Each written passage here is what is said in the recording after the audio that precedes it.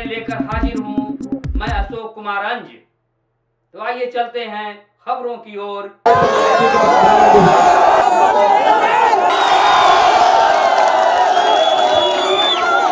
Hello.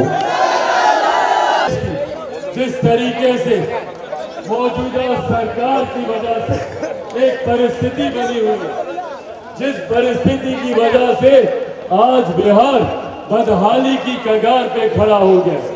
साथियों, आने वाला समय पुनः हम सबको एक मौका देगा। आने वाले समय में जब लोकसभा के चुनाव करीब है, ये चुनाव निर्धारित करेंगे हम लोगों के आने वाले 5 साल का भविष्य।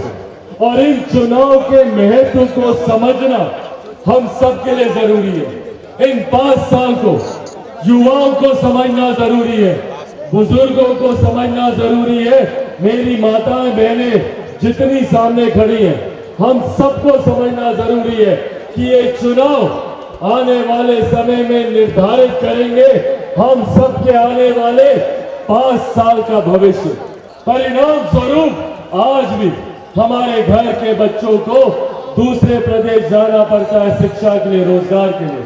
हमारे बुजुर्गों को अपना प्रदेश छोड़कर दूसरे प्रदेशों में जाना पड़ता है स्वास्थ्य सेवाओं के लाभ के लिए।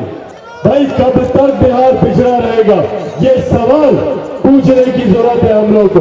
पूछिए, सत्ता में जो लोग बैठे हैं, सत्ता में जो लोग बैठे हैं, जो आज बड़ी बड़ी बातें करते हैं, जो आज कहते हैं भैया कि हम लोग बिहार को विकसित राज्य बनाएंगे, हम लोग 10 लाख रोजगार देंगे तो 20 लाख रोजगार देंगे।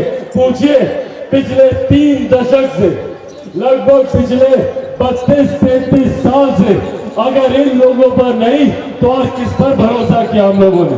आज जो लोग सत्ता में है, पिछले 32 साल से यही लोग सत्ता में बैठे हैं। 90 के दशक से हम लोग देखते आ रहे हैं लालू जी और उनके परिवार को। पिछले 2 दशक से 20 साल से हम लोग देखते आ रहे हैं मौजूदा मुख्यमंत्री नीतीश कुमार जी को। जो लोग आज बिहार में विकास की बात करते हैं, जो लोग आज बिहार में विकास की बात करते हैं, पूछिए इन लोगों से, जब इतना समय आप लोगों को मिला तो आप लोगों ने क्या किया बिहार के लिए? आज मुख्यमंत्री नीतीश कुमार कोई 5 बड़े कार्य बता दे कि इन्होंने बिहार के विकास के लिए की हो, ये जो हारने को कहेंगे मैं तैयार हूं। पर हकीकत है कि पिछले 20 सालों में मुख्यमंत्री नीतीश कुमार जी ने बांटने की राजनीति करने के अलावा कुछ नहीं किया। उन्होंने दलित को महादलित किया, पिछड़ा को अति पिछड़ा किया, कभी अगड़ा, कभी पिछड़ा, कभी हिंदू, कभी मुस्लिम, कभी लव, कभी कुश, कभी कोरी, कभी कुर्मी, कभी महिला, कभी पुरुष, सिर्फ बांटने की राजनीति करने लगा। और आज जब हम लोग इनसे रोजगार मांगने जाते हैं तो बदले में क्या मिलता है भैया? लाठी। चलवाने की बात करता हूँ, किसान मजदूरों की बेहतर परिस्थिति की बात करता हूँ, जाति की नहीं 13 करोड़ बिहारियों की बात करता हूँ। यही कसूर है ना चिराग पासवान का? इस कसूर की सजा चिराग पासवान को कैसे दी जाए? तो भैया, चिराग पासवान के खिलाफ कोई आय से ज्यादा संपत्ति तो है, मेरे ऊपर कोई कोर्ट कचहरी में केसेस चल नहीं रहे, तो भैया कैसे चिराग पासवान को बर्बाद किया गया? कानूनी कार्रवाई हो नहीं सकती तो इसको व्यक्तिगत तौर पर तो टूट जाएगा।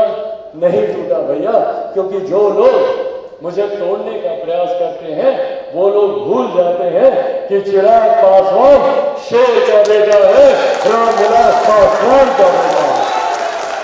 मैं टूटने वाला हूं, मैं झुकने वाला हूं, और डरता तो मैं किसी से नहीं। मुख्यमंत्री जी, जितनी आपको प्रताड़नाएं देनी है, जितनी शक्तियों का इस्तेमाल करना है मुझे समाप्त करने के लिए, आप करते रहे। पर चिराग पासवान सच्चाई के लिए लड़ता था, लड़ता है और मरते दम तक लड़ता रहेगा, ये वादा करते हैं। मेरे जीवन का एकमात्र लक्ष्य है अपने बिहार को एक विकसित राज्य बनाना। हमारा बिहार प्रदेश जो आजादी के 75 साल के बाद भी आज भी पिछड़ा प्रदेश कहलाता है। क्यों कहलाता है भैया? आज हम लोग जब आजादी का अमृत महोत्सव मना रहे हैं, वहां पे हमारे प्रदेश के हालात देखिए। दूसरे प्रदेशों में जब विकास की बात होती है तो मल्टीप्लेक्सेस, शॉपिंग मॉल्स की बात होती है, रेलवे में सिर्फ मेट्रो की नहीं बुलेट ट्रेन की बात होती है। और हमारे यहाँ जब हम विकास की बात करते हैं तो हमारी सोच सीमित हो जाती है कि कैसे मेरे आंगन में एक चापाकल गड़े, कैसे मेरे गांव में एक ट्रांसफार्मर आए, कैसे मेरे घर के सामने नली गली बने। ये विकास के मापदंड बन के रह गए हमारे प्रदेश में। जाकर मेरे बच्चे पढ़ाई कर सकते हैं तो बिहार में एजुकेशनल हब क्यों नहीं बन सकता। पर जब चिराग इन सब चीजों की बात करता है तो सत्ताधारी लोगों को परेशानी होती है। मुख्यमंत्री नीतीश कुमार जी, उनकी सोच रही है कि लोगों को जातियों में बांटे। एक प्रदेश का मुखिया होने के नाते मुख्यमंत्री नीतीश कुमार जी की जिम्मेदारी थी कि पूरे प्रदेश को एकजुट होकर आगे लेकर चलते, पूरे प्रदेश में एकता लाते। ये परिवार के हर एक मुखिया की जिम्मेदारी होती है। पर हमारे मुख्यमंत्री ने हमें एकजुट करने की बजाय हमें और बांटने का काम किया। कभी दलित, कभी महादलित, कभी पिछड़ा, कभी अति पिछड़ा, कभी हिंदू, कभी मुस्लिम, कभी अगड़ा, कभी पिछड़ा, कभी महिला, कभी पुरुष, कभी कोरी, कभी कुर्मी, कभी लव, कभी कुश, सिर्फ जातियों में बांटने का काम। आज भी बिहार के वही हालात है। ये सिर्फ हमें बांटते गए, अपना वोट बैंक बनाते गए, अपनी राजनीतिक सहूलियतें पूरी करते रहे और हम लोग वहीं के वहीं। इसीलिए साथी यह आग्रह करने आया, जरूरत है हमें एकजुट होने की, जरूरत है हमें एकजुट होकर, एकत्रित होकर बिहार की बात करने की। और हकीकत है एक अमीर जो अमीर होता जा रहा है, दूसरा गरीब जो गरीब होता जा रहा है। और इस गरीब जाति में हर जात पात धर्म मजहब के लोग हैं। सही में अगर बिहार को एक विकसित राज्य बनाना है तो हर गरीब व्यक्ति को, हर पिछड़े व्यक्ति को, हर शोषित वर्ग, वंचित वर्ग से आने वाले लोगों को मुख्य धारा के साथ जोड़ने का काम करना आगे किया जाता है। और उसमें छूटता कोई नहीं। एक के बाद एक घटनाएं, कोई दिन ऐसा नहीं है जब बिहार में ये हादसे नहीं हो रहे हो। पर मुख्यमंत्री नीतीश कुमार जी खामोश बैठे। और यह आग्रह अपने तमाम नौजवान युवा साथियों से करूंगा, पहचानिए अपनी ताकत को, एक हो जाए, एकजुट हो जाए तो प्रदेश को क्या देश को बदलने की हम ताकत रखते हैं। जरूरत है हम सबको एक होने। बिहार के हर एक गांव, हर एक कोने कोने उनके विचारों, उनके द्वारा किए गए कार्यों को जनता तक पहुंचाने का लक्ष्य और उनके कार्यों को पूरा करने, जो उनके अधूरे कार्य रहे, जो उनके अधूरे सपने थे, एक विकसित बिहार की उन्होंने कल्पना की थी। और उसके लिए अपने जीवन के 5 दशक से ज्यादा, 50 साल से ज्यादा उन्होंने दिए। मुख्यमंत्री नीतीश कुमार जी की पार्टी संभवतः अपना खाता भी नहीं खोल पाएगी। ये परिवर्तन का संकल्प मुझे अगर जरूरत है तो निरंतरता में आप सबके साथ की, आप सबके सहयोग की। ये मानसिकता दिखा रही है भाई, अपराधियों की मानसिकता कितनी हैवानियत से भरी हुई होती जा रही है। क्यों? क्योंकि डर नहीं है प्रशासन, खौफ नहीं है सरकार। और डर और खौफ क्यों नहीं है? क्योंकि कोई कार्रवाई नहीं हो। समर्थन की वजह से ही बिहार में अपराध आज अपनी चरम सीमा पर बढ़ता था। अपराधियों के मन में खौफ ही नहीं है, डर ही नहीं है। प्रशासन के लोगों में उदासीन रवैया भैया। अपराध को घटे हुए दिनों दिन, हफ्तों बीत जाते हैं। प्रशासन के लोग ना जाना जरूरी समझते हैं, ना परिवार से मिलना जरूरी समझते हैं, ना उन तथ्यों को, उन एविडेंसेस को सुरक्षित करना जरूरी समझते हैं। परिणाम स्वरूप एविडेंसेस डिस्ट्रॉय हो जाते हैं और कोर्ट में मैटर टिकता नहीं। और इसीलिए बिहार का कन्विक्शन रेट इतना लो। इन तमाम हत्याओं के जिम्मेदार मुख्यमंत्री नीतीश कुमार जी और उनकी खामोशी।